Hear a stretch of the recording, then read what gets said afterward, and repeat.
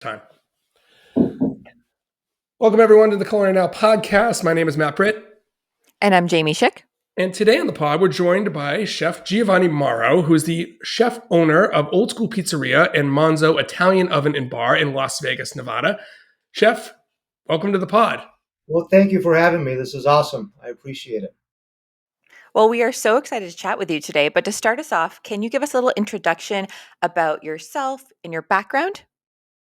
Yeah, so I'm an old school cook. I learned everything passed down from generation to generation. I don't have any formal schooling except the books that I've picked up along the way and the private studies that I've done along the way. I'm extraordinarily passionate about traditional cooking. In my mind and my estimation, it's the cooking that gets passed down from generation to generation. I'm a big biodiversity guy. I love natural products and have an obsession with natural ingredients and natural leavening. My big thing here in Vegas is everything I do is no commercial yeast because I love the natural old school way of making bread and dough and that sort of thing. So yeah, that's a little bit about me. I mean, I could go on for hours. I like talking about this. So Chef, I have a question. And I mean, you kind of gave us a little broad overview of your philosophy there, which again, I love the old school cook mentality. I think that speaks to something that maybe is lost a little bit these days, but is obviously so valuable, not only in Italian cuisine, but just in all cooking altogether. You talked about some of the natural components. I know one of the things that you're known for is your starter. And correct me if I'm wrong on this. Are we talking 200 years, 300? How old is your starter for your dough? Reportedly, it's over 300 years. Reportedly, when I got it, the lady told me that it was around 300 years, and I've had it now for 22 years that I've been propagating it, and yeah, it works great, and I love it, and I love the flavor that it has, and after a while, yeast becomes very uh, kind of adapts to its natural surroundings. So at this point, really, no matter where it came from, it's a Las Vegas strain, and after so long, and yeah, I I believe that everything that is done slow and with abiding by the laws of nature is going to be automatically better for us and better flavor. And that gets proven time and time again. Obviously, a slow cooked sauce is going to taste a lot better than something you make in 60 seconds. So the same is true with natural leavening. A dough that ferments for 3 days is just going to taste better than something that you push out in 4 hours. And I think that we've done that. The industry has done that, and I think that it's had some health effects. I don't mean to be disparaging towards the commercial side of it, but I don't think we were aware, say 30, 40, 50 years ago, that if we made a loaf of bread in 4 hours versus 24 hours, that it would actually have adverse effects on us. But the data is very clear that people are becoming more and more gluten sensitive, and gluten is not. It's not a bad word. It's just we have to treat it correctly, like people have been doing for millennia. So it boggles my mind sometimes that we think that millennia worth of tradition of baking bread all of a sudden gets replaced by something in a lab, and it doesn't make any sense to me. But there was that movement in the 50s, right? That was the big thing back then. And we're still I hope. coming out of that too. I mean, I feel like we're still trying to right. I don't want to say the wrong that happened in the past, half century of the 20th century, but like there were things that we thought were right, and maybe turns out we were rushing it a little bit. And I know that you're really into this idea of slow food and really taking the time to do things I, right. I don't think I don't buy in the conspiracy theory. I don't think that anybody was in a lab saying, "Oh, we're going to put dextrose on shrimp and it's going to kill people." Ha ha ha! I don't think that is that. I don't believe in that at all. I think No, that people. correct. They were making the right decision in the Yeah, moment. right, and then we just learn and we learn more. Thing is, we never stopped and asked the question, okay, why isn't that they would take 24 hours to do this bread? Why is it that they Right. weren't We were pushing? trying to make it more convenient. Yeah. What we never stopped and asked the question.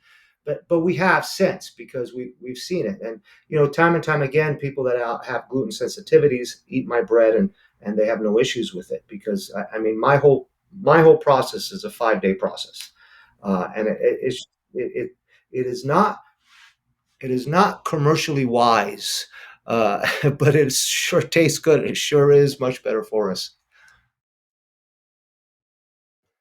Yeah, I'm a pastry chef, so I love everything you're saying about taking the time to develop the flavors, and then you're definitely going to get more nutrition from something that's homemade. So I love everything you're saying, and I bet that the flavor of your bread and your pizza doughs are just amazing because of the starter and the time that's put into making it. And as you said, it's going to have a little bit more health benefit than the stuff that we're buying that's enriched off of the shelf. Yeah, absolutely, absolutely. So, yeah, let's fire away more questions. I love this. This is No, I'm in no, my. this is and, like first off, I love the idea that you're like, let's go. Like that's my favorite part of this is like it's not just like question answer. That's my but I do have to ask a question because everything you're talking about, I agree with. I think slow food, doing things sort of an old school way, I think it has so many value points. But you work in Vegas, and Vegas is not necessarily a slow town. How does that sort of traditional style of making things equate That's a or great, interact with the Vegas lifestyle of that chefs? that's a great question. I thank you for asking it. So the thing about it is that there's a very clear delineation in Vegas between people that are tourist, um, focused. So they focus on serving the tourist, and then there's those of us that are focused on serving the community. And the bigger we get, the more that delineation happens, and it's very different. So it takes. Look, I'm in a city where marketing is, a small guy like me can't possibly compete with the marketing dollar that the Win has or Bellagio has. I mean, it's just impossible to compete with that, right?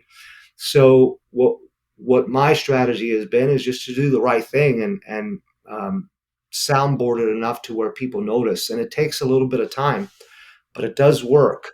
And it's the old way of doing saying word of mouth. Of course, it's not strictly word of mouth anymore nowadays. You have to do, use the internet, social media, and influencers, and all this.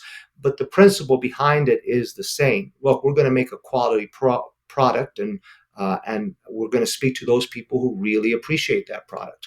And in the neighborhood, it works. And then what's really interesting is that people kind of find out online about it. We're good local restaurants to go to, and they find us as well. So I would say we're about a 80-20 split, 80, especially here at Monzu, 80 uh, local and 20 tourist. At Old School, it depends on which location we're talking about, but there's also tourists coming there. Yeah. So I say to people I live in Vegas, they think I live on the Strip. That's not the way it is. It's Yeah. two completely different communities. Those of us that live here go on the Strip for special occasions, and it would be no different than if I lived in LA and I came out here for a concert. So if my wife, my family go out for a concert, we just, okay, we're going to the Strip, and we really say the Strip, and it feels like a completely different city than the one we live in. So how did you choose Vegas for where you wanted to have your restaurants? I know Oh, Vegas is known for a lot of stuff and food is one of them, but what brought you to yeah, open them that's there? just life circumstance. That's just life circumstance. I graduated high school, and my very first passion was music. I was uh, an aspiring opera singer, and my two loves have always been music and food. And I knew that if the music thing wasn't going to work out, then I would go to food. I mean, there was never any doubt. Like that, those have always been my pillars, right? And after high school, my parents moved here, and after college, I kind of levitated to here, and we grew with the town. So my parents opened up a restaurant, and it became wildly successful. It still is. It's called Nora's, and it's just a great member of the community, and the restaurant fabric. And yeah, so Vegas became our town. It was just, this is where my parents decided to come, and it was small enough, and you could get a lot of house for your money back then, and so it was economics that made us move here. It wasn't designer by any means, but it turned out very good for us because it was very fertile ground. And often I've heard throughout the years, and I've been here almost 30 years, and I've heard throughout my stay of, oh, Vegas doesn't have this, and Vegas doesn't have that, and we don't have this. And I've always said we are in a unique position where we get to influence a town. We can actually make a difference. It's very difficult to go to Manhattan and make a difference. But Vegas, when we started, we were 400,000 people. And if we had a good product and we were doing things a little differently, and pushing for a certain level and a certain standard, then we actually contributed to the city. We actually impacted the city, and that's been a wonderful thing for me. Sourdough pizza. No one ever. What are you talking about? 23 years later, and they're all popping up, and I'm like, yes, yes, we're doing it. This is becoming a great pizza town. It's so awesome to see the city maturing the way it's maturing. So, yeah, that's the reason for Vegas. And it's interesting. I love opera, I love classical music, and I love food. And I end up in Vegas, and I only have one out of the three, except for recently. Uh, the music, the classical music tradition is becoming more and more prevalent, and it's awesome because I get to meet the stars that come in because I am so passionate about that. I mean, I have mega stars come into the restaurant that because of the connections that I have with the Philharmonic, and that would have never happened if I opened a restaurant in Manhattan, in LA. That was very difficult for that to have happened. But here I have that opportunity, and I cherish and love it. It's awesome. All right, so many questions. I mean, that's awesome, and I love the idea of two different communities within the same town because I like in you mentioned Manhattan, right? And I would be remiss if I didn't mention the connection, or at least in my brain, to like the two communities being almost like on and off Broadway in New York, right? Is arguably some of the best shows in New York are not Are on off. Broadway, right? Some of the biggest ones are, and that's a great thing to do on a special occasion. But if you really want to find like inspiration, or experience something authentic, you might have to go off. And I think that that's true in Vegas as well. As in it, for everything I've heard, some of the best restaurants are not on the Strip. I'm not saying there aren't good ones there. Of course there are, but I think what Great. you painted a picture of. Say again. World class restaurants.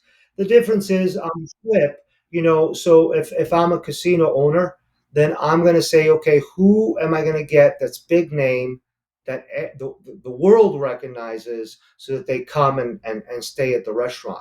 So they're not going to look at Geo for that. People know me in town. No one outside of town knows me. So they're going to look for the big names and the big mega, and it's awesome. I'll tell you, but I have to make a point because this is really important. The blessing of having those mega chefs here, the blessing of the casinos, you know how wonderful it is to piggyback off all the ingredients that they bring in. Huh? 100%. They bring in amazing ingredients, and we just reap the benefit because we're obviously the vendors, if they can sell 11 cases versus 10, they're going to sell the one case off to me. And us chefs in the local community, it's such a beautiful environment. I mean, it's very competitive. Vegas has restaurants everywhere, and that part gets a little hairy sometimes to try to make it all work financially because consumers have immense amount of choices. I mean, just immense amount of choices, no different than Manhattan.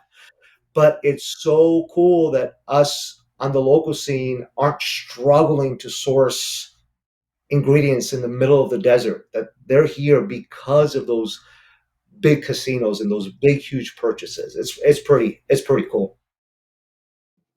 I love it. It sounds like you really have a great chef community out there supporting each other. Like you said, it is competitive, but it sounds like you're also very, very supportive of each other. When I think of Vegas, I think of like splurging and excess and people just going to have a good time. Do you ever get any crazy or strange requests from guests, and any stories you can tell about that?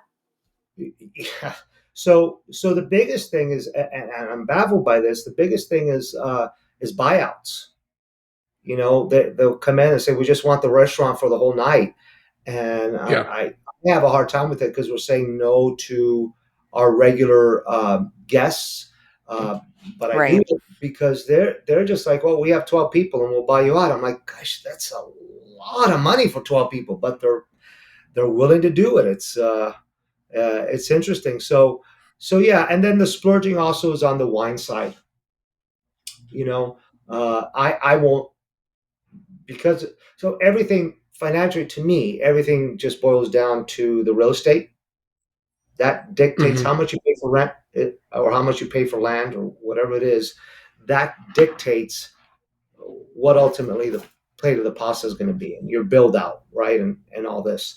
So obviously, I'm in a position where I don't have those big strip bills, so I can charge less for wine, and then people will see great bottles of wine, and I have an exclusive Italian list, and they'll splurge. The tourists are the ones that splurge on great wines, but they're getting an awesome deal versus what they can get, on the strip. Now, some people love the environment and all that. I can't, again, I can't compete with the millions of dollars that they spend on build outs. But we can't compete on that end. We make up with service and hospitality, and we really do a great job. And I love saying old school because I miss that part of the hospitality. Is kind of the 90s and the early 2000s kind of shifted things and changed things. And I think there's a really calling Yeah. after the pandemic. I misread it.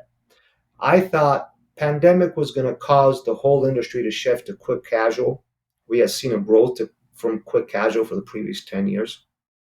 Although during the pandemic it happened, when we really got out of it, I noticed that people really just wanted to be taken care of. They wanted to be embraced, and they wanted this warm, hospitable environment. And I've done an about face on it. I really believe that that's what the consumer loves. They love to come out and feel taken care of and nurtured. And we do it through gestures, we do it through hospitality, and of course, we nurture people through food. And yeah, so that's. I don't know if I went through two or three different tangents there. It could be, but No, It was perfect. it was I told you great, I and like to talk. it's your last one on hospitality makes me think of something Will Guidara, who was like the former 11 Madison Park GM. He used to say, he's like, service is black and white, hospitality is color, and I think that that's a really Yeah. true statement for what you're describing there. But I have to talk about hospitality for a second because I think, like, when I think of it, and I'm not Italian, nor am I a great Italian chef like you, but when I think of Italian cuisine, I think of hospitality. I think of it's one of the great cuisines that can bring people together. So It has I the want, ability to. yeah, I want to talk about that. Thank you for that. I appreciate it. Um, I I grew up in an environment where what you cooked and how you cooked it was a representation of the respect you had for the guests that you were serving. That it wasn't just functional; it made a difference. The amount of effort you put into it, and I think that there was a lot of that we, those of us that grew up in that kind of philosophy, we just did it naturally. And somehow it became very, I don't know, convoluted almost, where it lacks sincerity. And I love the artistry of food, and I love making things look good, and I love modern cuisine, and I do. But at the end of the day, if it comes to me and it's ice cold and the flavors aren't working and it's just too contrived, I'd rather just have a plate of pasta with tomato and basil than that. And it's overly simplistic statement, but I think it's food, and something simple that is made beautifully, and you show the respect for the person you're serving. And so I believe that people feel that. I believe that people get it. They understand that this is what we're trying to do. That we're not trying to pull the wool over someone's eye. And it's not like I hear things all the time. Like, the new thing is for people that can't have, they're maybe lactose intolerant, is goat cheese parm. Great marketing strategy. What the hell is goat cheese parm? Like seriously, you just mean aged goat cheese? I mean, seriously, the stuff I grew up with in Sicily with the cow with the goats, and we made cheese and we let it rest a little bit, and then we grate it over pasta. I mean, what makes it parm? Like all this nonsensical marketing stuff. I mean, my favorite is cremini.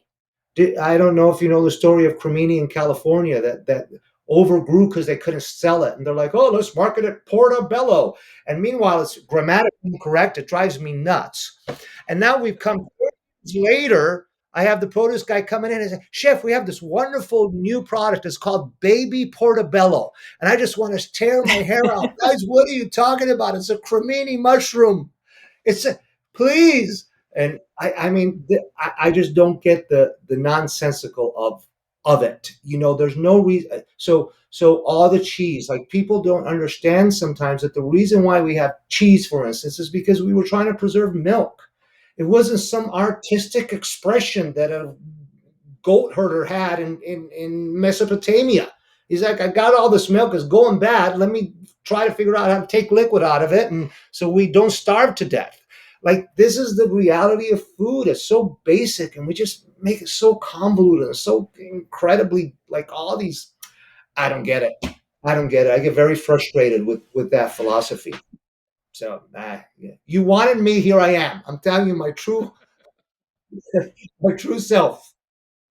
Love it. No, we love it. We love it. I did want to ask you though about sustainability, and I know that there's something that you are definitely passionate about. Do you incorporate sustainability into your restaurant practices? As much as I can. It would be I don't like fibbing, and it's very difficult to be 100% sustainable in a commercial setting. Right. Do it at Yes. home I much agree. easier. And so you do as much as you can. You're very passionate about it. At least, you know, where I am, I say to myself, okay, Gio, you're going to do what you can with it. You're going to do the best you can with it. And then you just stick to your, you know, mission of, okay, this is the best way to do it. Um, and unfortunately, you got to make some choices sometimes because the availability isn't there, and the finances of it don't work. Uh, you know, the consumer only wants to pay so much for a pizza, and that even in the high end, and that's just the way it is. You know, the higher the prices go, then your build out has to be higher because it has to sustain the image of how much you're paying. You guys know the story. I mean, Yeah. so so yeah, But that's that's one sobering. thing. That's What? sobering to hear because we're talking about something that grinds my gears is when people like they do lie to you and they're telling you something that you know from working in industry for years and years. It's just not attainable. To make money, you have to do things. It's all about choices, right? And I think that that's very inspiring for you to say is that like, yeah, we're going to do the best we can, but there's going to be things we don't hit 100%. And, you know, then we revisit those and we make them better the next time. Like, that's very inspiring. I appreciate that. I have my, you know, I have my things, right? That people go, oh God, he's really OCD about this. So one OCD is no commercial yeast. Yeah. None. And so I don't bring commercial yeast. So I drive that factor.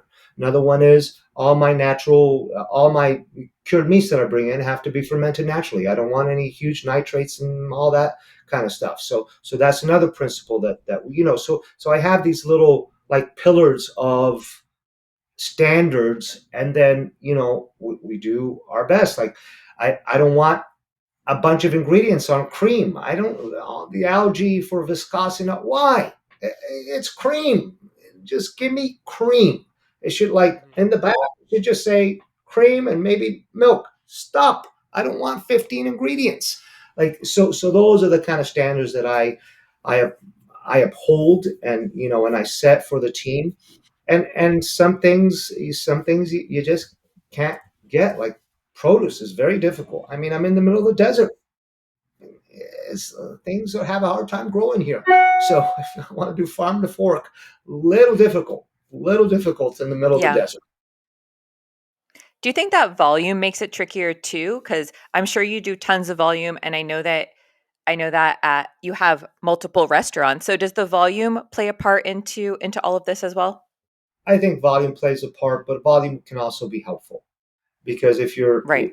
it's a double-edged sword, right? So if you have enough volume to capture someone's attention, to bring in items, then great. But my thing is consistency. So here's the deal: you could have a restaurant where you just get your ingredients in the morning, and then you go crazy trying to figure out what you're going to make for dinner, right? And you have what 3 tables, 4 tables, 5 tables. But that, you guys know that is not reality of what happens in the restaurant business. You have to have systems. You have to have recipes. You have to, like, people ask, how often do you cook? I cook when I want to develop a recipe, and if I'm in the kitchen on the line on a Friday night, something's wrong. Like maybe 3 of my cooks have gotten really ill, or like, and they don't want me on the line because I'm 53 years old and I'm too slow for them. Like, chef, get out of the way. We got this. You told us what you want. Now go. And that's the reality of the restaurant business. I always equate it to music because it's like you want the conductor to also play an instrument. That doesn't really work. Like, a lot of them have tried, it doesn't really work. The conductor has to conduct and make music with other people playing the instruments. Look, I see the kitchen the same way. I'm the conductor in the kitchen, and I'll write out music. Like, there's composers that conduct, right? I'll write those recipes out. I'll tell them exactly what I want. I'll be very specific. I get very tenacious about the standards, but at the end of the day, they've got to play the music, because it's impossible for me single-handedly to serve 300 dinners. No one can. And I often wonder, the guest perception of, like, chef, you're in the kitchen, you're making my meal. No, buddy, I'm here talking to you right now at your table. So, but I promise you, it's my recipe, it's my food. That's for sure. So, yeah. Again, Yeah, the more questions you ask, the more I'm very no, opinionated. A lot of history. the music That's food great. connection is so strong that Yes. We've been talking about it a I lot lately. understand why you say that. And just because you don't, play the instrument, you still know how it sounds, right? You still know what it should sound like. You still know how to get the notes out. You have a different role now, right? And I want to ask one final question before we kind of wrap up. Is the idea of sort of health in its relationship with Italian cuisine? One of the things that's big in sort of the food conference world right now is this idea of like blue zones, right? And one of the blue zones is in Italy. It's in Sardinia, Italy, which is not super far from where you grew up and sort of where the cuisine that you cook. What is your kind of thought on how Italian cuisine not only brings people together, but maybe makes them live longer? Like, is there a secret to that? Yeah, I think it's very simple formula. I think it's wholesome ingredients and moderation. It's very cut and dry. I think they don't go crazy about, I don't eat this and I don't eat that and I'm this eater, and they just, although there's a movement in Italy and it drives me nuts, but the old ladies and the old men that are living that long say, no, I only have olive oil from this guy because I know what he does is he presses it, gives it to me, and it's done. There's not like these crazy things, and oh no, I only have a little bit of olive oil. That's all I need because that's enough to survive on, and it's just a matter of not access and balance. Like, there's been a lot of talk about the food pyramid and inverting it. And I'm sitting there going, guys, it should, in my mind, it should look like a rectangle. Everything balanced, everything even, and just in moderation. To me, that makes for a healthy living. That's what I've seen.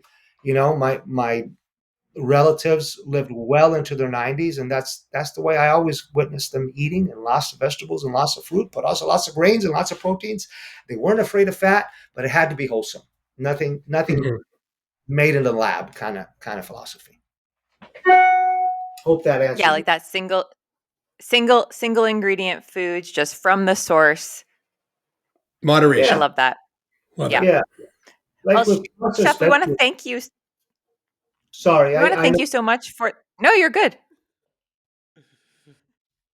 We just wanted to thank you so much for this honest conversation today. We appreciated hearing your honesty and your history and your take on all of these topics. So thank you for sharing your time with us today. And Is there some place where people can find you on social media?